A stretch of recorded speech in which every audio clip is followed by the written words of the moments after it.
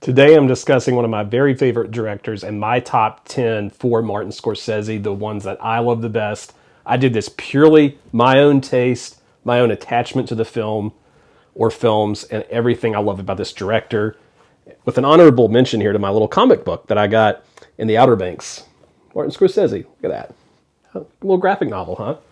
My number 10 is a film that features a lot of big names. It's the first time that we have De Niro, Al Pacino, and Joe Pesci, who got dragged out of retirement together here in The Irishman, this beautiful copy from the Criterion. His cinematic mastery is on full display in this sweeping crime saga, which serves as an elegant summation of his six-decade career.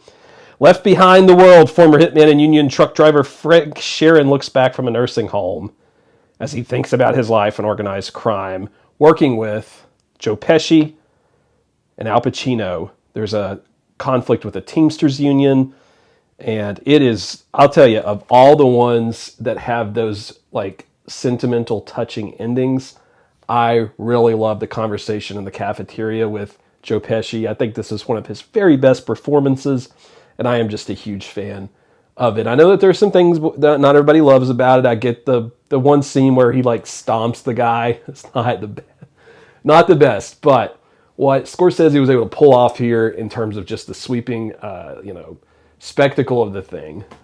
It was either going to be this or Killers of the Flower Moon at this spot, but Joe Pesci, I'm so partial to Joe Pesci, even in his cameo appearances, right? Like Once Upon a Time in America, for example. I just really love his acting, and it's hard to think of a list that doesn't include this in it because of that. So let me know, for you all that are Scorsese fans, how high is The Irishman for you, or did it even make your top 10 at all?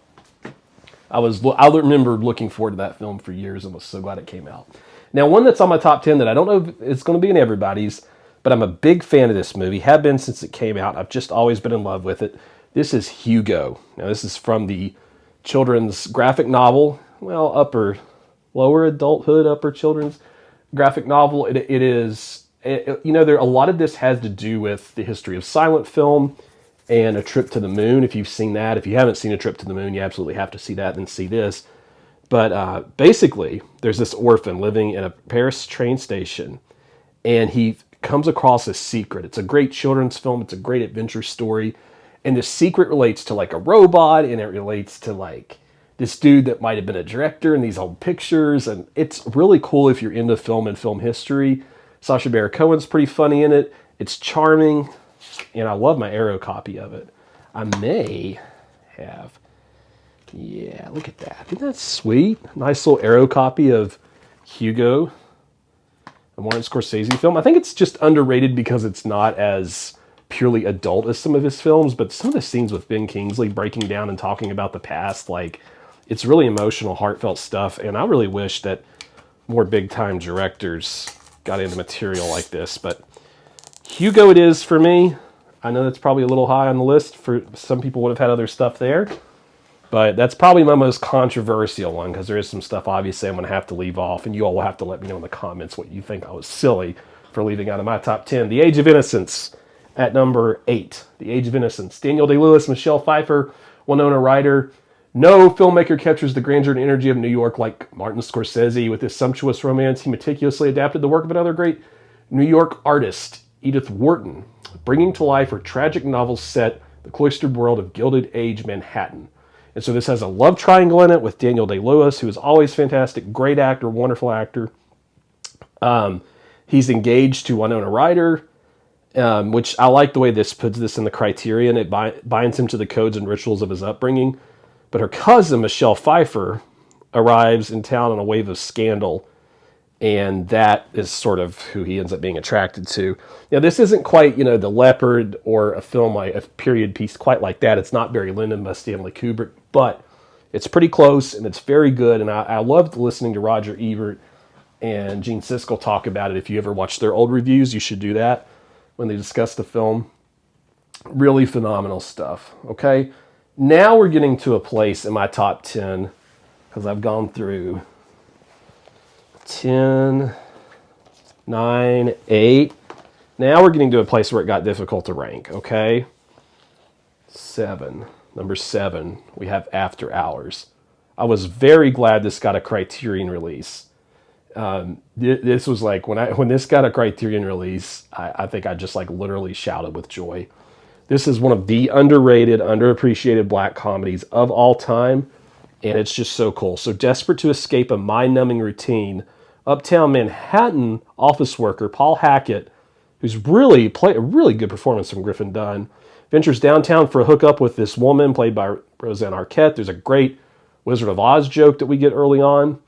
And there are all these different bizarre occurrences, including underground art punks, a distressed waitress, a truck driver. Someone actually said, and I can't remember whose review it was, but someone said Eyes Wide Shut, which I recently talked about on the channel, it was like a much darker Odyssey tale of After Hours. Like they saw this and made a little spin on that as well. And I love After Hours. I love the appearances of both the Home Alone parents, right? Catherine O'Hara and John Hurd in there, really special acting from both of them. And then all the other small different performances, the quirkiness of the film, the artistic expression, especially that menacing like creature thing that's in a sculpture. Always love After Hours. And if you follow my channel, I talk about it every so often when I bring up certain criterions because I've always been a big After Hours fan. All right. Now, one of the first black and whites I really got into that is just a truly special film to me. And it always will be. This is called number 6, actually. My number 6 here. This is called Raging Bull. Raging Bull with Rob De Niro and Joe Pesci again. Stunningly visceral portrait of a self-destructive macho man. Martin Scorsese created one of the truly great visionary works of modern cinema because Frank LaMotta is played by, not Frank LaMotta, Jake LaMotta. I don't know why I called him Frank. What am I thinking of? Anyway, Jake LaMotta, he's a rising middleweight boxer. His brother's always trying to help him out, get him new gigs and so forth, but oh my goodness, like the acting in this is incredible. There's a scene where where they're like arguing at the table with the wife in the other room, and it's just like, this is the kind of film for that snappy dialogue that you expect from Scorsese. It has that Shakespearean arc. I mean, there's literally the opening, lines that talk about Laurence Olivier and him. This is De Niro's Oscar winner as well. If I liked the whole movie as much as I liked the first half of it, then this would have been higher, but I always end up only watching like parts of this film. So some of you, this might be like in your top 3, but I'm being honest with myself and how attracted I am to each film and how much I like each film. And so it's a little lower. Nonetheless, I think this is a great film, and it has some terrific fight sequences. The sequences where, it looks like he's being given his last rites and all of that. Just absolutely phenomenal. And it looks great in the 4K if you've never been able to see it. Now I'm on my number 5. Okay, Mean Streets. Mean Streets. Love Mean Streets. Love Harvey Keitel. I think Harvey Keitel has done a lot of great work with, De Niro, different actors, and this has always felt like one of Scorsese's most honest, just raw, pure, emotional films. And this is where he emerged as a generation-defining talent. And he has created a gritty portrait of New York City in the 70s. And the small-time ringleader, Charlie, deals with the debts caused by his real volatile pal, Johnny Boy, played by Rob De Niro, who actually blows up a mailbox or something in the beginning, right? And he has a girlfriend in there who's pretty good, played by Amy Robinson, who has some health problems. And this whole thing just kind of spirals out of control. And I know that this particular story is taken from some real-life things that the director either heard about or was involved with, not too sure there. But I've always loved that improvising scene where he talks about, did he pay him on Monday or Tuesday, or was it a Tuesday before the last Tuesday? However that goes. I mean, I constantly...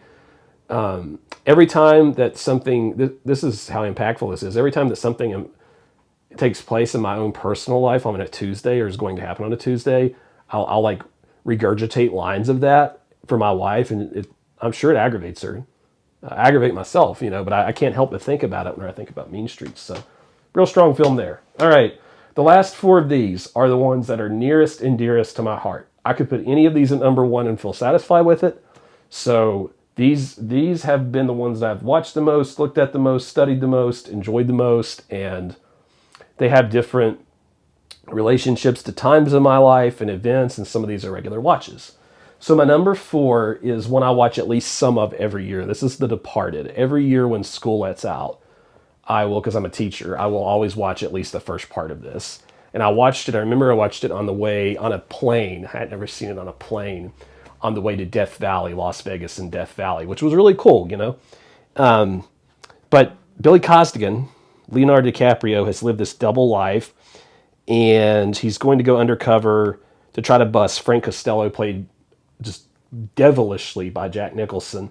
And this is one of those big cast movies. You got Alec Baldwin, you've got Ray Winstone's in it, one of his best performances. Matt Damon is just the slyest, most evil person ever. I mean, what a cast. And it's just consistently entertaining and kind of menacing. The dialogue, there's some great chase sequences.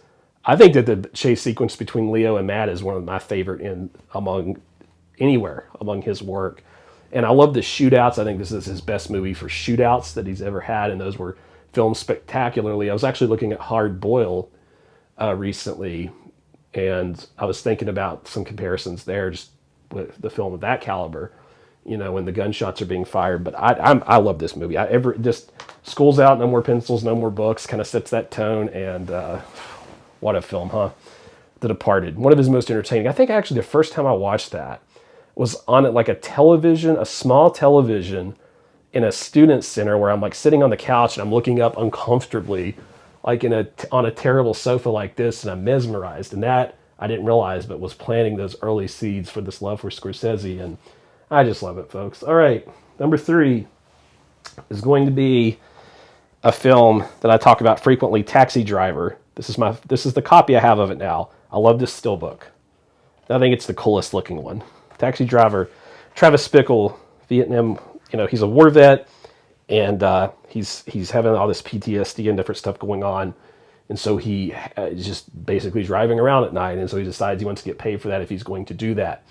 And this was, I think this is my favorite actual Rob De Niro performance as of right now today that I've ever seen. What he did with that character was the most chilling thing I've maybe ever seen on this screen. There's some others. Matt Dillon was really good in The House That Jack Built, and the guy who played in Henry, Portrait of a Serial Killer. Can't think of his name right now, but there are some that are really chilling. But just something about him staring in that mirror and being determined that he's going to commit acts of violence, and all the supporting actors and actresses. You know, you've got Jodie Foster in that role that De Niro helped her through that. It was a difficult role for her. And then you've got people like Albert Brooks, Sybil Shepherd. You have that one scene where Scorsese refused to actually show Travis talking to Betsy. Was like he can't put the camera because it's too sad. The music, the score, the Barnard Ehrman score, and it's just beautiful. Those images with the water and the rain and everything in the beginning and the lights, like everything about it is a masterpiece from top to bottom. And as far as I'm concerned, it is one of Scorsese's very best films. Do you all have it this high? I don't know. Now, the next film. I was going back and I was looking at Casino, which is my number 2.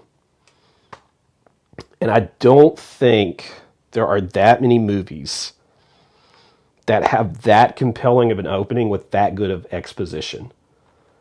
When we're learning about Ace Rothstein, played by Rob De Niro, and the casino, and how he's become popular and why he's trusted, which, by the way, like we see an explosion in the beginning, a great story hook, and the entire world building of the casino, and we understand why it's important, and all the little tricks of the trade, and so much raw information is given to us to help us understand everything in an entertaining way, that it's actually some of the best opening exposition I've ever seen in any film.